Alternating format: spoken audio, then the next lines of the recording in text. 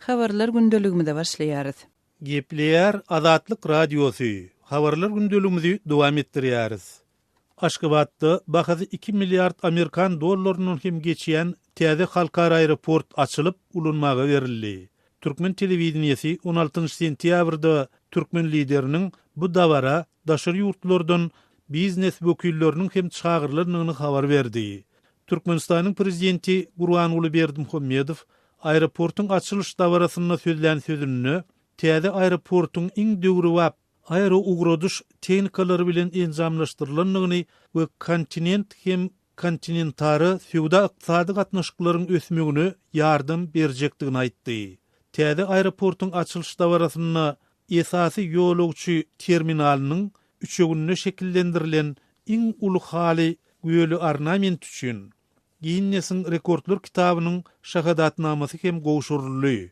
Aýdylyşyna görä, bu ornamentin ölçegi 705,4 metrden ibaret. Türkmen Metuwotunyň maglumatyna görä, täze howa menziliniň açylış dawarasyna halkary we regional guramalaryň wekilleri şol sanyna howa transportynyň halkary birleşiginiň döwletary aviasiýa komitetiniň awtolog transportynyň halkary birleşiginiň migrasiýa boýunça halkary guramasynyň Aziýanyň Olimpiýa Geňeşiniň Okeaniýa ýurtlarynyň Milli Olimpiýa Komitetiniň we beýlekileriň wekilleri çağıryldy. Mundan başga açylış dawarasyna dünýäniň 25 ýurdunyň aviakompaniýalarynyň we aviasiýa gulluklarının wekilleriniň gatnaşanyny gaýdylýar. API habar agentligi Aşgabady az myhmanly atlandyrmak bilen Türkmenistanyň uçýan laçyn şeklindäki täze terminalynyň bahasynyň 2,13 milliarddygyny habar berýär. Şeýlede bu habar gullugy täze ulug menziliniň her sagatda azyndan 1600 ýolagça hyzmat etmäge niýetlenendigini aýdyp, Türkmenistanyň berk wiza düzgünleri zerarly bu ýurda gelýän syýahatçylaryň sanynyň juda azlygyny ýatladýar. Azatlyk Radiosynyň yerli çeşmeleriniň berýän maglumatyna görä, açylış dawarasyna gatnaşmagy borçly edilen ýüzlerçe büdjet işgäri, studentler we beýlekler ýer säherden dawaranyň geçşek ýerine gelipdirler. Täze howa menziliniň açylış dawarasy Aşgabatda ýapyk binalarda geçiriljek Aziýa oýunlarynyň başlanmagyna ýylyk 1 ýyl galynyna tutuldy we bu sene münasibetli Aşgabat stadionuny uly bayramçylyk konserti bilen goşdy. Türkmen paýtagtynyňky täze aeroporty Türkiýanyň Polimex kompaniýasy gurdy. Ozal bu kompaniýa Aşgabatda bir taraplyk diňini halk içinde 3 ayak dip atlandyrylýar. Olimpiýa şäherçesini, Aşgabatyň telewizion diňini Türkmenbaşydaky halkara aeroportu gurupdy dip Rus habar gullugy ýazýar. Polimex guruluşy kompaniýasynyň saýtyna berilen maglumaty görä, täze aeroport Türkmen döwletine 2,12 milliard dollara düşüpdir. Gepleýär Azatlyk Radiosu. Siz Aşgabatda açylan täze halkara aeroportu baradaky maglumaty dinlediňiz. Onu size Hudaýberdi hally tanıştyrdy. 17 sentýabrda Aşgabatyň täze halkara aeroportu ulanylşa berildi. Türkmenistanyň döwlet telewizionyasy 2013-nji ýylda gurulyp başlanan bahasy 2,12 milliard dollardan gowrak bu halkara aeroportunyň açylış dawarasyna müňler çadymyň gatnaşandygyny görkezdi. Eýsem bu uly dawara gatnaşanlar kimler we bu çäre paýtagtyň durmuşyna nähili täsir getirdi? Azatlyk Radiosy bu sowallary Aşgabatyň ýaşaýjysy ýazyjy Amanmurat Bugaýewa berdi. Täze halkara aeroportunyň açylış dawarasy köp sanly adamlaryň gatnaşmagynda geçirildi. Gatnaşanlar kim? Gatnaşanlar belli bir bölege bir resmi adamlar, yani Türkmenistanyňky döwlet derejesinde wezife eýleýänler hem de ýurdun içinde işleýän diplomat korpusyň jogapkary işgärler şeýle hem şu dawara ýurdun başyndan çağırılan adamlar. Esasy öylegi ýurdun ýokary okuwzaýlarynyň studentleri şu dawara gatnaşdylar boldy. Bellemeli dawaranyň geçirilýän güni, ýagny 17-nji sentýabrda Aşgabat şäherindäki ýokary okuwzaýlarynyň ählisinde okuwlary ýatyryldy. Şol ýokary okuwzaýlarynyň hiç birini kapaklar geçirilmedi. şol okuw ýatyrly doluyor. Katnaştırılan adamların sani in adamdan 100.000 adamdan köp adam televizyonda da onu görüyte iş edip görüyorlar. Sonra Türkmenin Almanı asmanattan yere kaçsa gumanı değil ya da şol asmanatlananlar sonra katnaştıran kimdir birinin detesine gelip düşmeli. Edil şeyle yağdayım Aşgabat Kotorlu stadyonuna da varlı. Halkara aeroportun açılış davarası payitahtın ilatynyň durmuşuna nähili täsir ýetirdi. Açılış davarasının başlanmagyna entek 10 saat çemek wagt galandy. Yani giýjäniň bir wagty şäherin ähli raýonuna diýen ýaly köçe ýol hereketine gözlemçilik edýän polisiýa ulunyň maşinleri kesgatyldygy bilen ala okun turdup adamlary giýjän bir wagty uykudan biýmege etdiler. Giýje saat 1-lerde başlanan şol goh şol dawara geçýänse dowam etdi. Meselem Aýdary şäheriň Mir mikroýollary halkara aeroportundan ağından 10-12 kilometr başlykda ýerleşýär. Oğlan hiç ona varlayan yollar, yeni gayrılar, köşeler bilen hiç ilteşi yok. Diyeceği bilen ağla okun edin şehir ilatının köp bölüğünün de dinzarsının bozulu olup anı ununun, şenli ununu geçileyen aşın. Aeroportun defesindeki halini ululu oyuncu dinlesin rekortları kitabına girdiler. Eğer men özüme karşı onu davara getirmekte, davaran ön yanını kurulayan okunan men dinlesin rekortları kitabına girdirdim. Täze halkara aeroportu işlep başladymy? Täze urulan halkara aeroportu entek dolu yüzünde işlänip, döne şol aslan uny ýurdun başyndan bir näçe reisler gelip konulur, şolaryň şol davara gatnaşmak üçin ýurdun başyndan çağırılan resmi delegasiýany getiren samolyotlar diýip gurrun berdiler adamlar. Ýöne edil şuun aeroport dolu yüzünde işlänip, şol aeroportdan häzir uçýan reisler ýok. Onda häzirki wagtda halkara we ýurdun içindäki reisler haýsy aeroportdan amal asyrlýar? Kön aeroport işleýärmi? Hawa kön aeroport diýipdir, bolýar ýöne häzir resmi dille terminal 2 diýip atlandyrýarlar.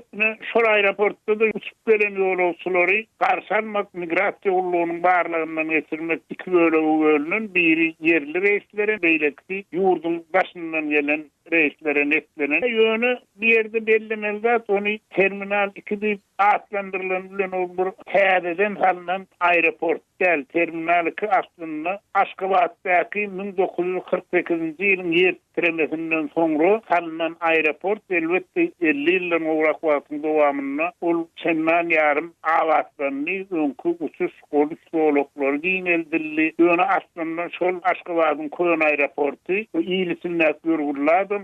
Aşgabatyň ýaşaýjysy ýazyjy Aman Murat Bogaýew bilen geçirilen söhbetdeşligi dinlediňiz.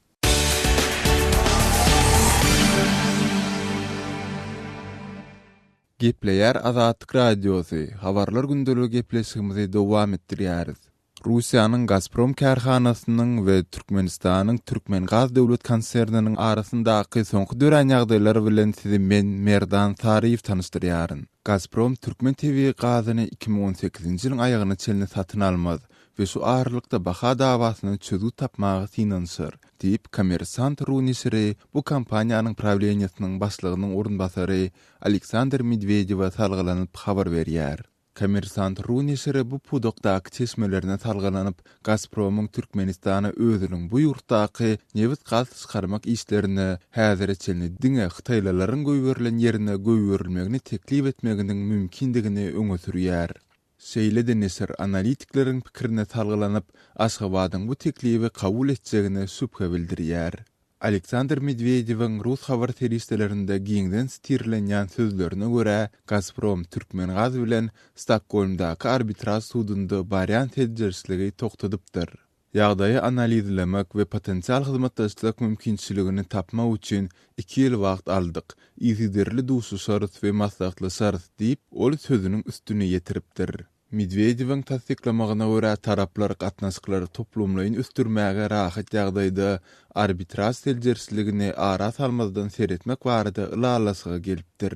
Kommersant.ru bu pudukdaky çeşmelerine talgalanyp Gazprom'un gepleşik pozisiýasynyň güýçlüdigini, sebäbi häzir Gazprom'a türkmen gazynyň düýpden gerek däldigini, şol bir wagtda Aşgabatyň beýle müçbürdäki gazy örtetden başga ýere satmak mümkinçiliginiň ýokdugyny belleýär.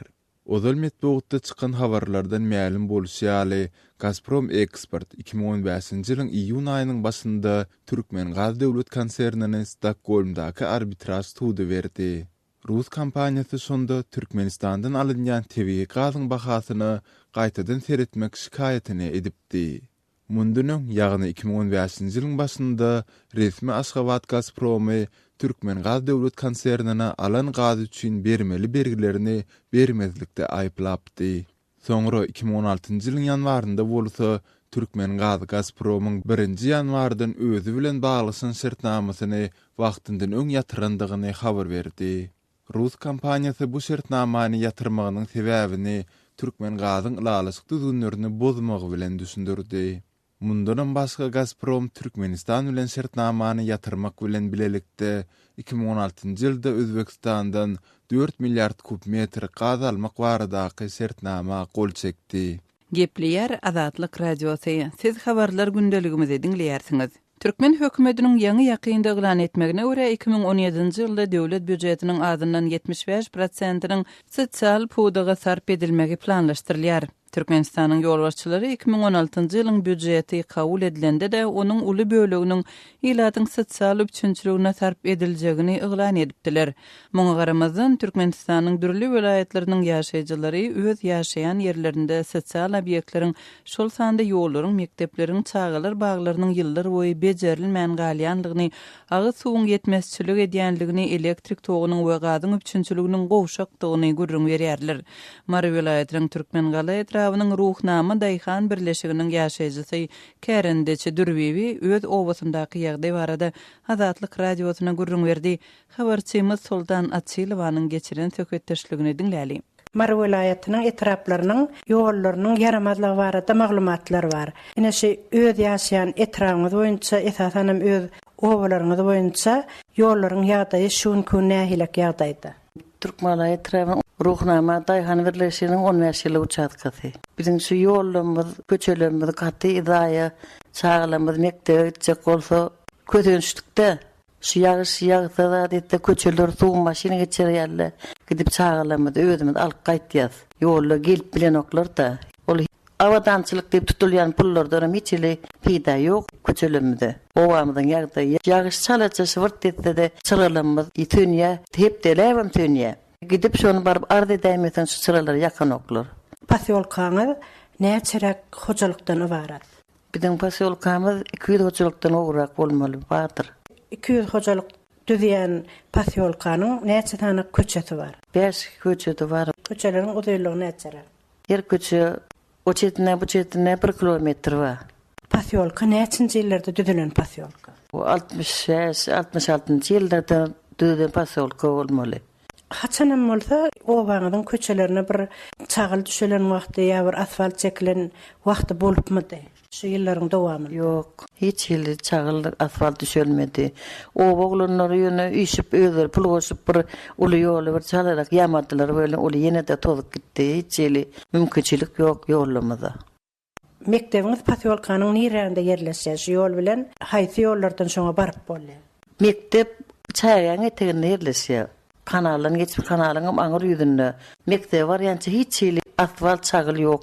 Çäge dökdiler ýöne o çäge de ýan pytrak gitdi çagylar şo palçykdan suwdan ýerip geçip durlar.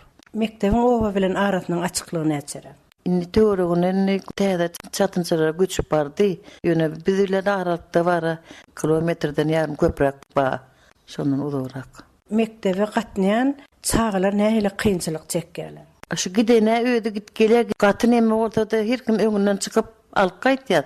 Kiçiler üçin hat kynna. Ondan aňyrdan mundan 3-4 kilometr taşykdan hem gelýän çağalar bar. Obamyň mektebine. Olaň o hat taş. Şo ýollarym ýaramazmy? Uzakrak obalaryň ýollaryň ýaramazmy? Ola bizden obamyň içinden emeter. Gatir we obaň ýagdaýy.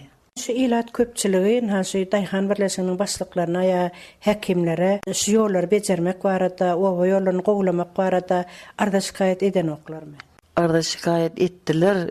Käbir ýerlerine çagyl dökün bolup durýar, olam kopalçyga garylyp o da gidip gitdi. Asfalt ýok, hiç hili. Ene şu oba ýaşullar bolmaly, deputatlaryňyz bolmaly. Şular näme bilen meşgul bolýarlar, şu tatlara teretmeýän bolsalar. Vay, oba deputatlaryna tanamyz bolmady. Kimligini bilen bizok ya men deputat diýip görkezden oklar ya deputatlar aýlanyp bir eýleň diýen ok. Biziň hiç ýyl tanamyz okon bilemdi onşalar. Mary welaýatynyň Türkmen gala etrawynyň ruhnama Daýhan birleşiginiň ýaşaýjysy Kärendeçi Dürwiýew bilen geçirilen söhbetdeşligi dinlediňiz. Azatlygy line ulgamynda Osmak 420 773 797 383 telefon belgisi arkaly tapyp bilersiňiz. Biziň bilen habarlaşyp maglumatlary, suratlary we videolary ugradyň. Şahsiýetiniz dogry gizlilikde saklanar. Osmak 420 773 797 383.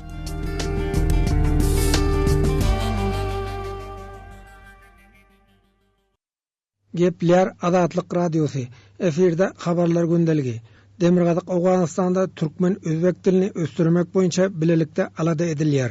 Halktan gol ýygmak çäresine başladyldy. Türkiýe halklarynyň taryhyny we medeniýetini öwrenmek boýunça mümkinçiligiň döredilmeni türkmen özbek halkynyň wekilleri Awgan hökümetinden soraýar.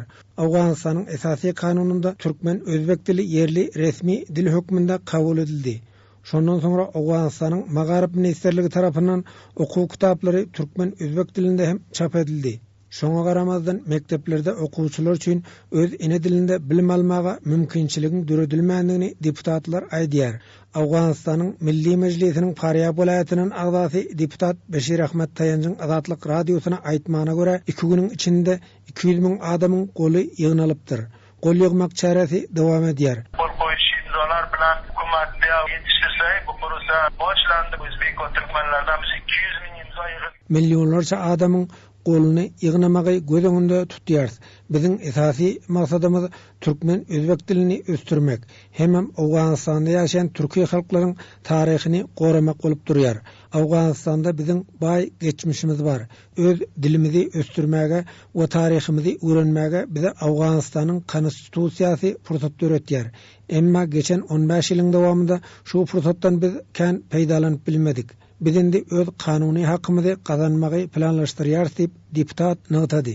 Demirgazyk Awganystanyň Jowzjan welaýatynyň welaýat geňeşiniň agzasy deputat Amalla Şerifiniň aýdysynça 10 milyondan köp türkler şurada ýaşaýar. Awganystanda bularyň 3-nji dil Awganystanda resmi dil. Türkmen dili hem 3-nji yerli resmi dildir. Awganystanda 10 milyondan aşarak türki halklary ýaşaýar. Olaryň öz ene dilinde gürlemäge haky bar. Öz dilimizi we medeniýetimizi ýitirmän saklamak üçin tagalla edýär. Şonuň üçin halktan gol ýygmak kampaniýasyna başladyk. Biz öz ardamyzy Awganystanyň döwlet başçysyna hem dil barada degişli idaralara we Birleşen Milletler Guramasyna ýetirmegi göz öňünde tutýar diýip deputat aýdýar. Bular 10 milyondan köp nüfusam öz ýere dilinden gepleşsin ferhengi mawzu bizleriň dili we ferhengi bilen diýer. Faryab welaýatynyň Garamgol etrawynyň şäher hakimi Behrameddin Dilawari Demirgazyk Awganystanyň 5 welaýatynda türkmenleriň gowçun bolup ýaşaýandygyny bildirdi. Türkmen dili hem 3-nji yerli resmi dil tanaldy. Türkmen diliniň östürilmegi boýunça kömek etmegini biz Awgan prezidentinden soraýarys. Müňlerçe adam gol çekip biz prezidente arda bilen ýüz tutýarys. Şoňurda Türkmenistanyň ýardam etmegine umyt baglaýarys diýip Dilawari belledi. Birleň maksat muradymyz birleriň zubanymiz üçlenji tanılan şey samından birler dilimizi östürmek için hem reisler cemhura ve başkalarına şun bildiriyor. Şoň için imzalar birler alıp ýetýär. Türkmen dilindem okulamyzam mekteplerde kemrek şonam köp bolsun diýip onam derhastymyz. Birleriň türkmen dilimizde kynçylygymız bar. Şonuň için birler mübarizamiz her tarapdan şuruň inşallah. Aladamyz bar we bilimum birler ولاية جوزجان ولاية بالخ ولاية Faryab ولاية Kunduz Türkmen nişin otir. Dil östürmek boýunça Türkmenistana bir kömek etse diýen umydyňyz barmy? Umydymyz bar. Türkmenistana bilen arzymy ýetişdir bilemiz haladyň. İnşallah kömek eden Türkmenistan diýip inşallah gepimiz inşallah ýetişdirer inşallah. Gepleşigi taýinlap azatlygy ýetiren Şaýmyrdan Ulumrady. Orsiýetde döwlet dumasy boýunça geçirilýän saýlawlarda resmi netijeler häkimet başyndaky Betewi Orsiýet partiýasynyň 450 ornuň 340-dan gawragyny alandygyny görkezýär. Ýöne bu netije berilen sesleriň sanalan 93%-ni esaslanýar. Şol sebäpden bu partiýanyň parlamentiň aşaky palatasyna kazanan orunlarynyň bundan hem ýokary bolmagy ähtimal. 19 sentýabrda Moskwada Merkezi Saýlaw Komissiýasy tarapyndan aglan edilen lapqy netijelerin görkezmegine göre Betewi Orsiýet partiýasynyň sanawynyňky kandidatlar seslerin 54,29%-ni gazanypdyr. Öňkü iki parlament saýlawlaryndan tapawutlykda bu gedek orunlaryň diňe ýarysy Milli Partiýa sanawy tarapyndan saýlanýar. Öňkü iki parlament saýlawlaryndan tapawutlykda bu gedek orunlaryň diňe ýarysy Milli Partiýa sanawy tarapyndan saýlandy. Beýleki 225 kandidat belli etraplarda özara dalaşa girdiler. Beýleki partiýalaryň arasynda parlamentden orun almak üçin gerekli 5% barýerany aşan diňe 3 partiýa boldy. Bularyň hemmesi Kremle we onuň alyp barýan siýasatyna ıgrarly partiýalar. Bular sesleriň 13,45%-ni eýelen Kommunistik partiýadan, 13,24% ses alan Liberal Demokratik partiýadan, şeýle hem sesleriň 6,17%-ni alan Adalatly Orsiýet partiýasyndan ibaret. Ýöne 18 sentýabrda geçen saýlawlaryň köpçülik bolup ses berişlige gatnaşmazlyk we barha artýan biýdüzgünçiliklaryň bolmagy hawpy bilen ýüzbeýiz boldy. Merkezi Saýlaw Komissiýasy ses bermäge hukukly adamlaryň 47,81%-iniň ses berendigini aýtdy. 2011-nji ýylda geçen saýlawda bolsa bu san takminan 60% bolupdy. Debitiň bahasynyň aşaklamagy, günmataryň girdiren sanksiýalary, çet ýurtlar tarapyndan goýulýan maýalaryň peselmegi netijesinde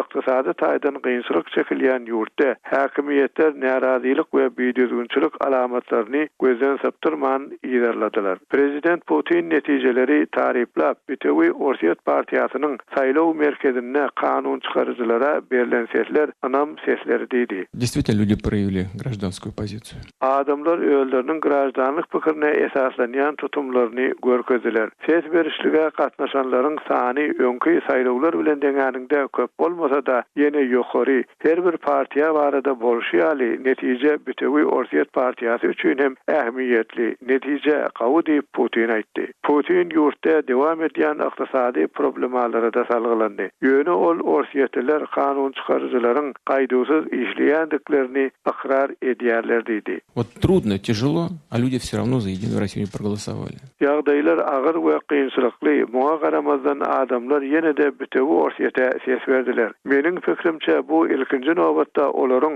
öň başçy siýasy güýç bolan Betewi Orsiýet partiýasynyň wekilleriniň halk üçin elden gelenini etýändiklerini görýändigini görkezýär. Ýagdaýlaryň hemişe isleýişiň gali bolmalygy mümkin. Ýöne olar ak gürokdan we mümkin boldugyça netijeli işleýärler diýip Putin aýtdy. Ses berişlik Orsiýet 2014-nji ýylda zor bilen özüne biriktirilbäri ilkinji gede Krym ýarymadasyna da geçdi. Betewi Orsiýet partiýasynyň ýeňiş galanjakdygy öňünden bilinýärdi. Ýöne pikir soraşlyklar, ykdysady kynçylyklar bilen başaga ilatyň muňa biperwaý garaýandygyny da görkezdi. 2011-nji ýylda geçen saýlawdan soňra Moskwada we beýleki regionlarda saýlawçylar netijeler galplaşdyryldy diýip köpçüliklerin protestler geçirdiler. Bu hem umumy protestleri we hökümete degişli däl guramalaryň işlerini çäklendirmäge gönükdirilen täze kanunlaryň kabul edilmegine sebäp boldy. Düzgün bozulmalaryň bolandygy barada türli regionlardan bir sehli habarlar gelýär diýip prezidentlik ýeňişiniň